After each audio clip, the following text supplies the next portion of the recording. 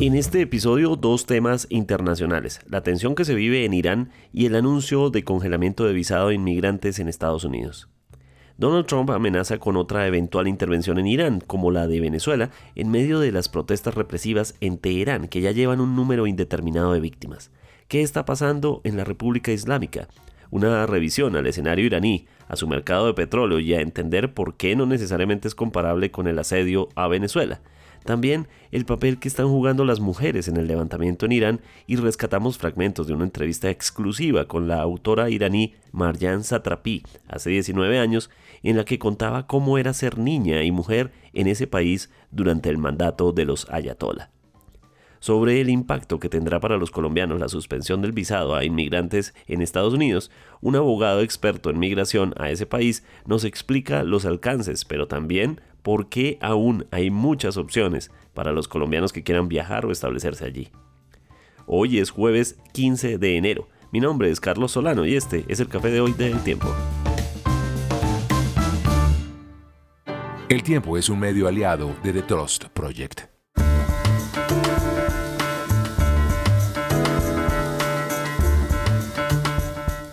Irán es el nuevo escenario, y por nuevo nos referimos a la tensión actual con Estados Unidos y con el gobierno de Donald Trump, pero claramente esto es una historia muchísimo más larga que lo que se está viendo en los noticieros, en los cables de agencia y en todos los servicios de información sobre las manifestaciones, sobre el número difícil de determinar de muertos que han sido víctimas de estas manifestaciones, y la eventual decisión de Donald Trump de convertir a otro escenario, pues, de su puja, de su lucha a través de diferentes países. Y algunos analistas, y queremos hablar de eso, señalan que esto es como otro episodio al estilo Maduro, Venezuela.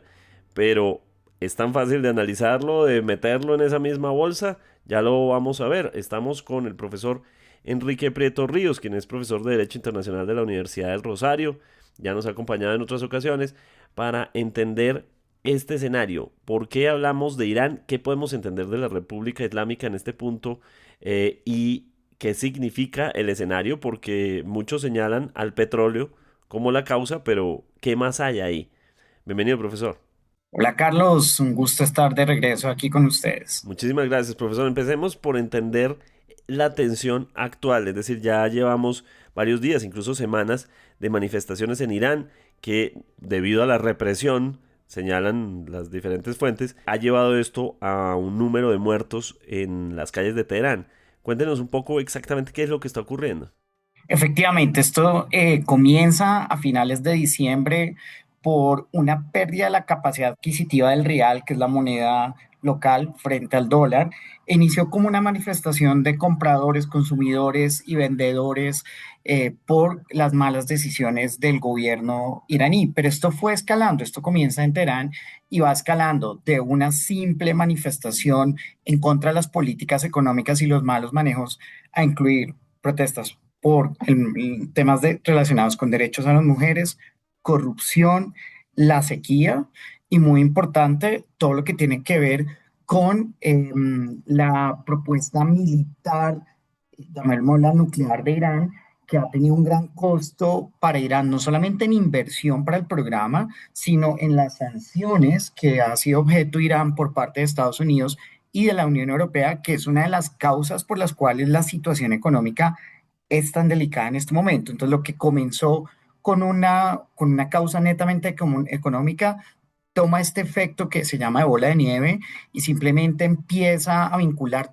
todas esas, llamémoslo, quejas históricas que tienen varios sectores de la sociedad iraní: mujeres, estudiantes, comerciantes, empresarios, respecto al gobierno, que no ha manejado de la mejor forma esta situación. Y nuevamente volvemos a un escenario de represión. Inclusive en este momento debemos estar pendientes. En el momento que estamos grabando esto, pueden estar acabando con la vida de una de las personas que han sido detenidas en la protesta, el señor Efraín Saltani, una persona joven que ha sido acusada de crímenes en contra del Estado y que tiene en este momento un proceso que no ha sido un debido proceso, sin abogado, y está cerca de ser ejecutado en este mismo instante en Irán. De acuerdo, en este escenario entre Estados Unidos, pues este relato es como si lo contáramos una y otra vez, pero otra cosa es cuando Donald Trump empieza a amenazar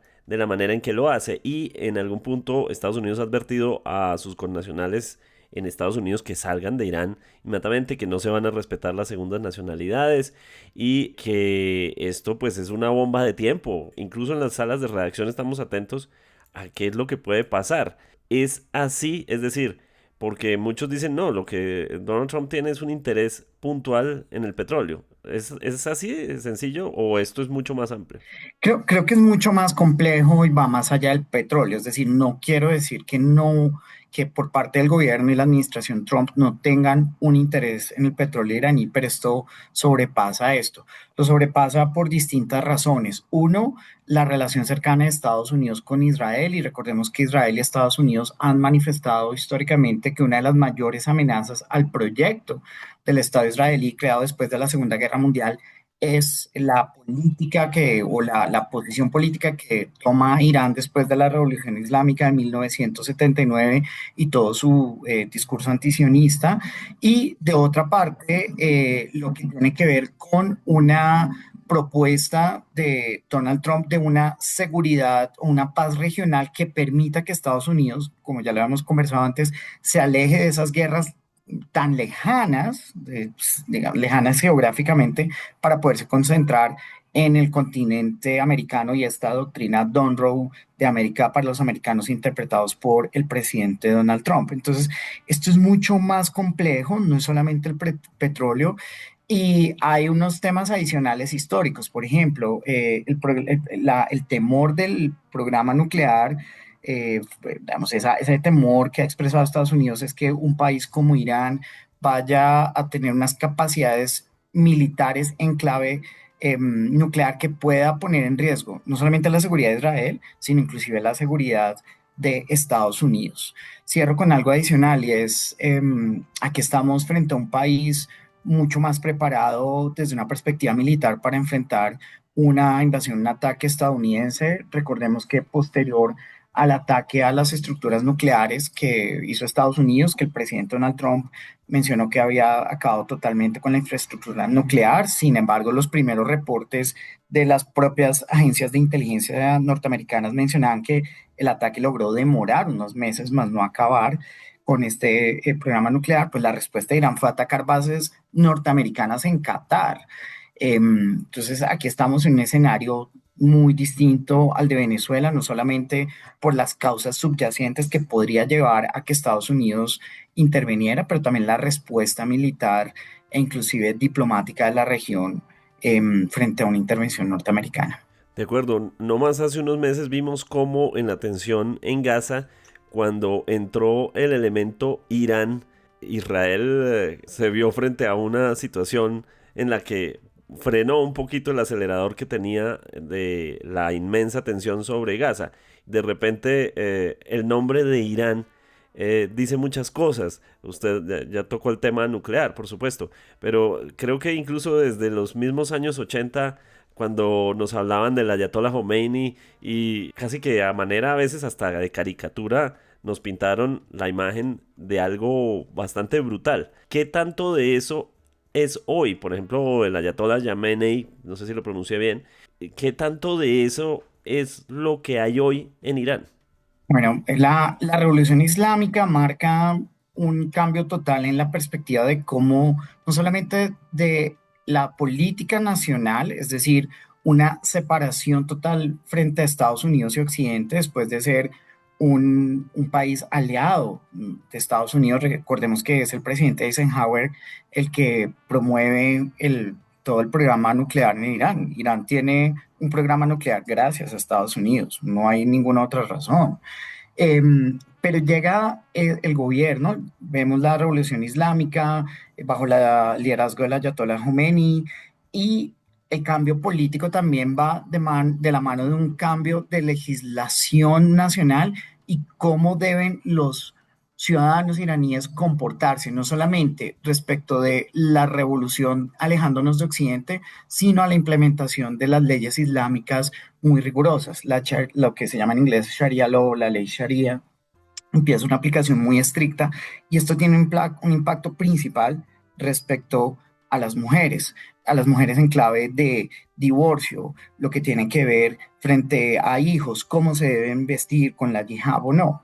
Y al mismo tiempo empieza un desarrollo de un fortalecimiento militar que les permita enfrentar la causa israelí, ven a Israel como un enemigo y también poder enfrentar toda la semana la amenaza de Occidente en cabeza de Estados Unidos. Entonces, la Revolución Islámica de 1979 marca una ruptura totalmente de un país aliado que pues, bajo ciertas circunstancias, inclusive criticables, porque mientras, a pesar de que era un aliado de Estados Unidos, pues no se condenaban ciertas violaciones de derechos humanos y bastante corrupción por el gobierno antes de que llevó a cara la revolución islámica, la revolución islámica, pero más allá de eso, ese Islam posterior a 1979 es el que vemos hoy, es un Islam centrado en esta interpretación rigurosa, pero muy importante en mantener esa visión de Estado a costa de lo que sea,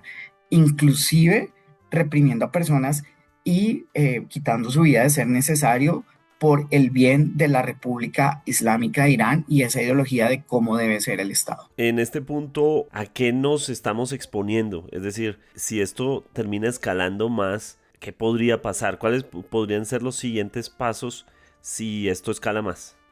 Pues, digamos, cuando hablamos de escalar, yo creo que lo tenemos que ver desde dos perspectivas. Uno es el cómo puede escalar esto a nivel interno, es decir, vemos cómo hay unas constantes personas muertas, vemos cómo los familiares están revisando en las bolsas de manifestantes. Ahorita debemos estar muy pendientes de lo que pasa con el señor Efraín Saltani y digo que debemos estar pendientes del nivel doméstico porque no sabemos si el cambio pueda venir no necesariamente de una intervención exterior, sino del mismo movimiento social como lo vimos en las primaveras árabes. Eso puede llegar a pasar. Es cierto que el régimen está haciendo como tomando la misma o implementando las mismas prácticas de represión, pero un cambio se puede dar y eso dependerá de la posición de los militares, la posición de la policía y los políticos. Ahora bien, ¿cómo puede escalar esto de una forma internacional o cómo uno lo puede leer? Y es que efectivamente Donald Trump cumpla su promesa y nuevamente lo ato al tema de Efraín Saltani, porque eso puede llegar a ser lo que llamaríamos el florero de gerente para algún tipo de intervención militar, pero claramente estamos viendo una intervención militar con misiles, no con botas o con personal militar en tierra. Y allí podríamos ver cuál es la respuesta de Irán, seguro atacando probablemente a Israel o como lo hizo a las bases de Qatar. En este momento, hace menos de 3 horas de cuando estamos grabando este episodio, dieron la orden de que las familias no esenciales de personal militar en bases en Qatar abandonaran el país, es decir, probablemente se está dando una preparación y ese impacto a las bases, ¿cómo sería la respuesta de Estados Unidos? Y si esto generaría nuevamente un caos regional en el Medio Oriente. ¿Cuál puede ser una perspectiva positiva al respecto? Y es que en la política internacional de Estados Unidos y en la política del presidente Donald Trump está reducir todas sus intervenciones internacionales y ahorita vienen las elecciones de Congreso, lo que son las midterm elections, y hay un gran debate dentro de la base electoral de Trump, que son los MAGA, los Make American Great Again, de aquellos que dicen, oiga señora, usted lo elegimos bajo una promesa de que no se iba, que Estados Unidos iba a dejar de ser el policía del mundo, y otra vez usted está aquí, y los otros que dicen, no, efectivamente tenemos que entrar a luchar por las libertades y por el Estado de Derecho. Y estos problemas electorales podrán guiar a que la política de Trump de pronto priorice la diplomacia antes que los ataques militares seguidos. Probablemente podremos ver un ataque de precisión como ocurrió con toda la infraestructura nuclear, pero no necesariamente un ataque prolongado y mucho más grande. por las mismas, porque realmente lo que le importa a Trump, y después de escuchar su entrevista con el Times la semana pasada, pues la moralidad de él realmente no la podría traducir en lo que su base electoral quiere de parte de él. Entonces eso podría ser una limitante en cómo escale o desescale la situación. Profesor Preto, ¿qué cree usted que es lo más significativo que ha pasado en estas manifestaciones en Irán? Yo creo que acá hay un tema importante dentro de la crisis que debemos como resaltar, y es el tema de las mujeres. Yo creo que es muy importante porque aquí se combinó esas protestas que ocurrieron en el 2022, que fueron unas protestas muy importantes con la muerte de Masha Amini, si lo estoy pronunciando muy bien, que murió bajo la policía que controla la rigurosidad religiosa. Es cuando salen mujeres de distintas edades, niñas, adolescentes, mujeres, a hacer demostraciones en los colegios, en las universidades, y Irán simplemente responde con toda la represión, pero se suma nuevamente. Y ahorita hay un lema que está escuchando en las protestas que dice libertad, vida, mujeres, y es como parte de que ha generado y las mismas mujeres lo han llamado, las activistas, un apartheid en clave de género frente a las mujeres. Y yo creo que en este momento las mujeres están jugando un papel fundamental en todas estas protestas, y yo creo que eso es algo importante visibilizar. De acuerdo, porque digamos, la historia de la represión sobre las mujeres en Irán, pues es una cosa histórica. El relato de la novela gráfica Persépolis de Marjane Satrapi en su momento hablaba de cómo de la pre-República Islámica, de repente que vivían casi que en una Europa dentro de Teherán, de repente cambia todo el panorama cultural, social, con respecto a las mujeres, y este relato se ha escuchado, pero entonces es una explosión diferente en este punto de las mujeres en Irán. Yo creo que no es una explosión distinta, yo lo llamaría como una oportunidad para continuar reclamándole al gobierno que cumpla con algo básico, y es que hay unos derechos de las mujeres reconocidos internacionalmente, hay un derecho a la igualdad, en clave acceso a educación, a salud, a distintos aspectos, la libertad de pensar, de cómo vestirse. Y aquí las mujeres en Irán, no todas claramente, pero una gran mayoría, han estado atentas de manifestar esto en distintos escenarios, en distintos momentos, y yo creo que esto va a ser clave en los días siguientes, porque uno logra ver, pues a pesar de que hubo todo este bloqueo de Internet, pues gracias al señor Elon Musk, pues tenemos estas transmisiones, y es la suma de esos agravios a muchos grupos discriminados y muchas minorías, como lo son las mujeres, y acá están jugando un papel esencial, ¿no? Y yo creo que también hay otro aspecto, y es pensarnos como ese impacto que pueda llegar a tener también estos hechos políticos frente a Latinoamérica, ¿no? Y ahí pues un poco saltando, pero a mí me parece, por ejemplo, Carlos, importante recordarles a los oyentes que en el 94, por ejemplo, hubo un ataque terrorista en Buenos Aires a la embajada israelí, y eso fue Irán. Entonces, no solamente pensemos en esos megaconflictos de que podemos tener un Estados Unidos atacando y cómo esto se puede desenvolver, sino hechos más específicos que en los cuales Latinoamérica podemos terminar siendo de forma indirecta incluidos en este conflicto. Y también yo creo que desde Latinoamérica, pues ver cómo es esa relación Venezuela-Irán, que ha sido una relación conectada por el petróleo, y que claramente las sanciones y los embargos, pues que técnicamente es una cuarentena que ha impuesto el presidente Trump, pues también es otro de los factores que va a continuar generando una situación económica muy compleja para Irán, a pesar de que esta revolución pueda ser nuevamente reprimida de forma exitosa por el régimen iraní. Como parte del contexto de lo que venimos hablando del papel de las mujeres, consideré importante rescatar una entrevista que le hice a la escritora y autora Marjane Satrapi, de origen iraní, también de doble nacionalidad francesa, quien fue la autora de una novela gráfica llamada Persépolis, que inspiró en ese momento, en el 2007, la película Persepolis, que fue nominada a los premios Oscar. En ese entonces, además de hablar de la película, hablamos también de lo que significaba ser niña y ser mujer bajo el régimen de los ayatolá. La libertad es el derecho de hacer lo que quieras mientras no perjudiques a nadie más. No veo por qué no hacer las cosas. Las posibilidades de decir y pensar lo que quieres. Por supuesto, la libertad llega hasta donde empiezas a molestar, pero fuera de eso, siempre debes buscar la libertad porque es la esencia de la vida. La principal libertad es la de pensamiento. Debes tener una mente libre para no tener que repetir lo que dicen todos los demás o lo que ellos piensan que debe ser. Esa es la más importante razón de la vida. Sin eso, no quisiera vivir. En ese entonces hablamos de personajes entrañables de esa novela gráfica como su abuela o su tío, que representan la familia que se quedó en Irán. Esto dijo Marjane Satrapi entonces, 2007.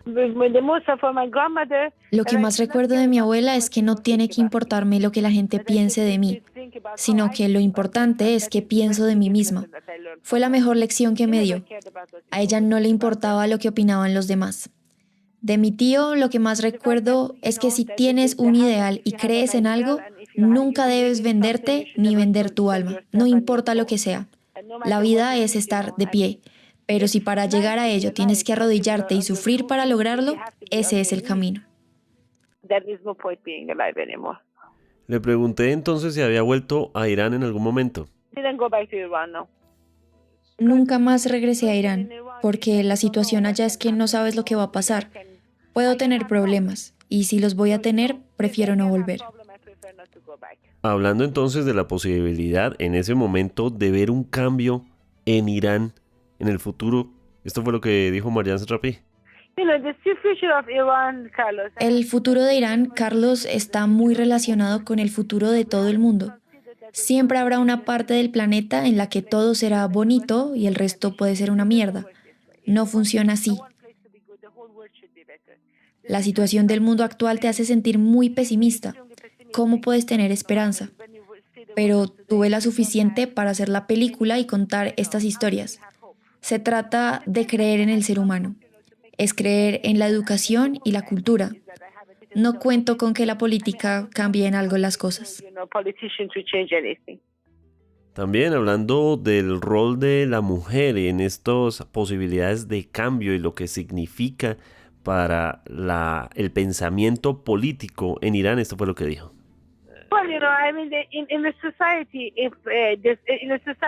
En las sociedades tendremos democracia si hombres y mujeres son iguales.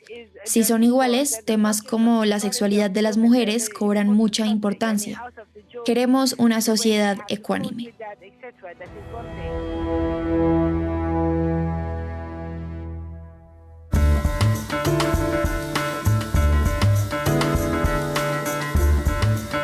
Un anuncio que va a tener impacto en muchas familias de colombianos tiene que ver con las visas para inmigrantes en Estados Unidos y el proceso que queda congelado para la emisión de nuevas visas, para los trámites de este estilo, no solo para Colombia, sino para 75 países, que significará este congelamiento del proceso.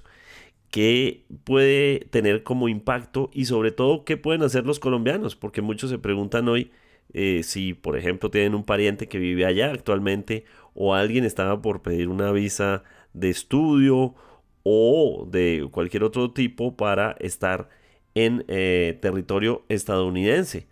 Estamos con Carlos Olarte, quien es abogado especialista en temas de inmigración a Estados Unidos y de inmigración de Colombia. Muchísimas gracias, abogado. Hola Carlos, muchas gracias por la invitación. Bueno, lo primero es entender exactamente qué significa este anuncio, es decir, cómo se entiende este anuncio de congelamiento de visado. Perfecto, hay que aclarar que no están dándole una pausa a todas las visas. Las visas de no inmigrante, como son visas de turista, visas de negocios, visas de estudiante, visas de trabajo, visas de ejecutivos transferidos, visas de inversionista, todo lo que son visas de no inmigrante, no está haciendo el anuncio por ahora el Departamento de Estado.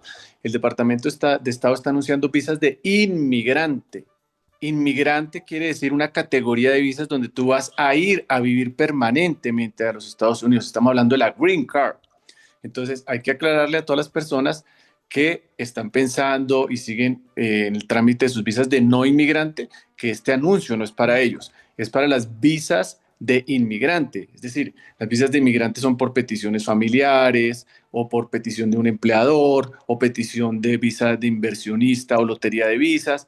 Esas sí están diciendo que va a haber una pausa en el trámite consular, es decir, la cita consular es la que van a hacer una pausa. Eso es bien importante aclarar a las personas porque no va a cobijarles esta medida las visas normales de turista ni las F1 estudiante. De acuerdo, eso significa que quienes vayan a pedir, por ejemplo, tengan una beca en una universidad, ojalá en una universidad que no esté en probables disputas con el presidente Trump, pero en una universidad en Estados Unidos no tienen nada que temer en este momento.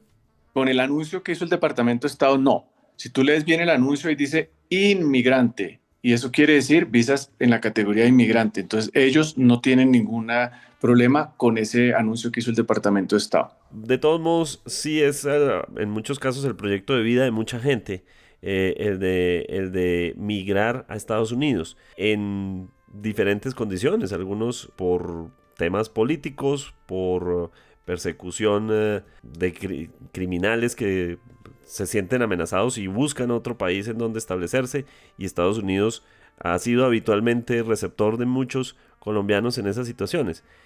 Para todos ellos, ¿cuál es el escenario que se avecina? La mayoría de esos procesos tienen dos instancias. Por ejemplo, hablemos de una petición familiar, lo que se llama un relative petition. Tú te casas con una ciudadana. Esa primera etapa, el primer formulario, que es el I-130, ese no está pausado. Tú puedes radicar esa petición ante la Oficina de Inmigración de los Estados Unidos, directamente ante el CPB. Luego de que lo aprueben y pasa a una segunda oficina que es National Visa Center, esa parte no está pausada. Luego que aprueben esas etapas, tiene que ir a entrevista consular si la persona está fuera de los Estados Unidos. Esa tercera etapa es la que está pausada. O sea, todo trámite consular que la persona va, efectivamente está pausada por un periodo de tiempo, mientras que efectivamente ellos emiten todas las regulaciones y lo que ellos quieren verificar es que esta persona no vaya a ser carga pública.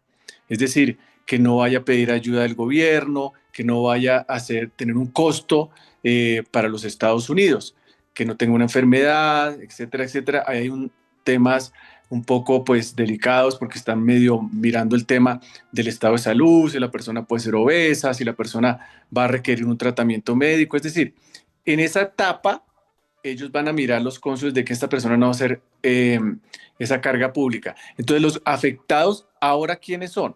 Esa medida va a entrar a partir del 21 de este mes, o sea, en 7 días. Los que ya estaban a puertas de tener la entrevista en la embajada de los Estados Unidos de esos países, en Brasil, Colombia, Uruguay, todos los otros países de Latinoamérica que nombraron.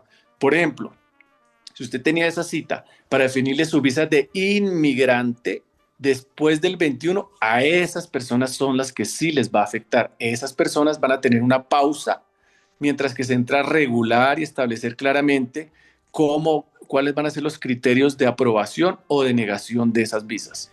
Esto es indefinido, todavía no sabemos esto cuánto tiempo va a tomar. ¿Se puede estimar algún efecto a nivel general de lo que puede acarrear este congelamiento, digamos, a nivel ya más macro, de la cantidad de inmigrantes que probablemente ya no podrán entrar en este momento a Estados Unidos? Yo pienso que tiene que resolverse en un periodo de tiempo muy corto porque es muchas las personas afectadas. Pues imagínate tú cuántos familiares, cuántos ciudadanos están pidiendo determinados familiares, cuántos residentes que también pueden pedir determinados familiares, o cuántas empresas norteamericanas que servían de sponsor para pedir la residencia por el programa EB3, o cuántas personas que ya hicieron inversiones por el programa EB5 para lograr una Green Card, o se va para la lotería de visa. En el tema del asilo político no afecta tanto porque el asilo político se pide en Estados Unidos y el trámite se hace. Cuando se hace el trámite allá no está afectando porque no se hace trámite consular. Pero la respuesta son muchas personas y muchas empresas que se van a afectar. Por lo tanto, yo pienso que esto va a ser una pausa temporal, aún en un periodo de tiempo corto. Y quienes están allá, quienes probablemente estén pendientes de resolver su situación o sus renovaciones, no les afecta. No les afecta. Supongamos, tú entraste con una visa de turista, hiciste un change of status, un cambio de estatus, te pasaste una F1. El cambio de estatus se hace allá, no se hace trámite consular. La jurisdicción toda es ante la Oficina de Inmigración de los Estados Unidos. La persona que está con una visa, por ejemplo, E2 de inversionista, y se casó con un ciudadano y está allá y puede hacer el adjustment of status dentro de Estados Unidos, o pide una green card por el proceso de B5 estando en Estados Unidos. Entonces radica la petición en Estados Unidos y recibe la green card en Estados Unidos. Esas personas que están en Estados Unidos y hacen un change of status o un adjustment of status, o sea, cambiar de estatus en Estados Unidos, no les afecta. Si van a venir a hacer el trámite consular, sí les afecta.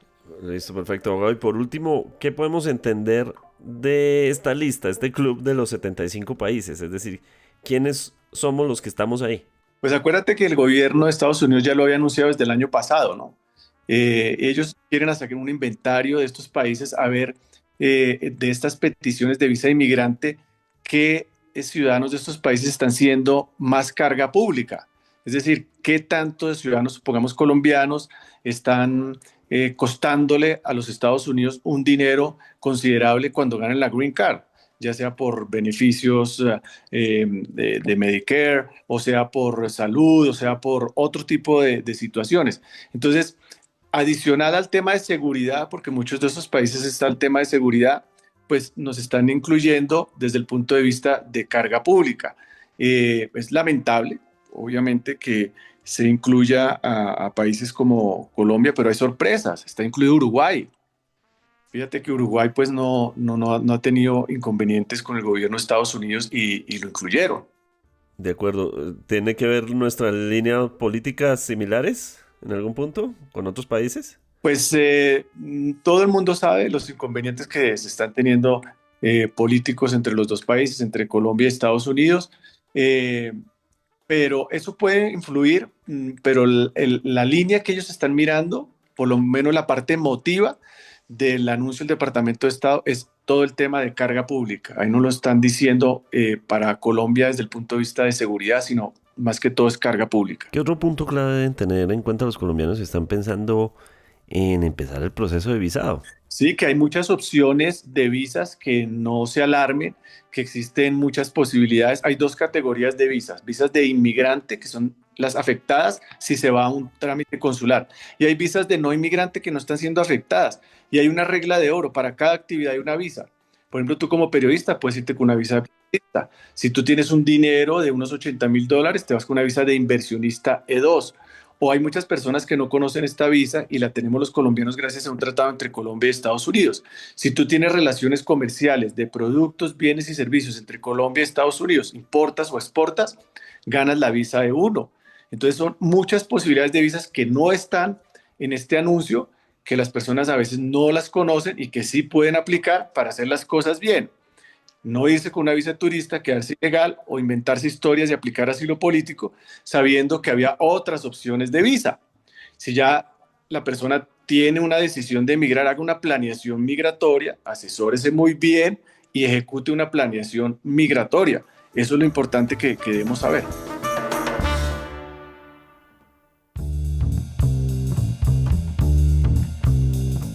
Gracias por acompañarnos en el café de hoy. Suscríbase en todas las plataformas de podcast y en el canal de YouTube de El Tiempo.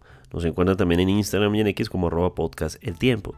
Además, si quiere recibir a través de WhatsApp la notificación de cada nuevo episodio, siga el enlace que se encuentra en la descripción o envíenos un mensaje con la palabra suscripción al teléfono 320-300-5327 y haga parte de la comunidad de El Café de Hoy. Este episodio fue producido por Valeria Torres. Mi nombre es Carlos Solano. Podcast El Tiempo.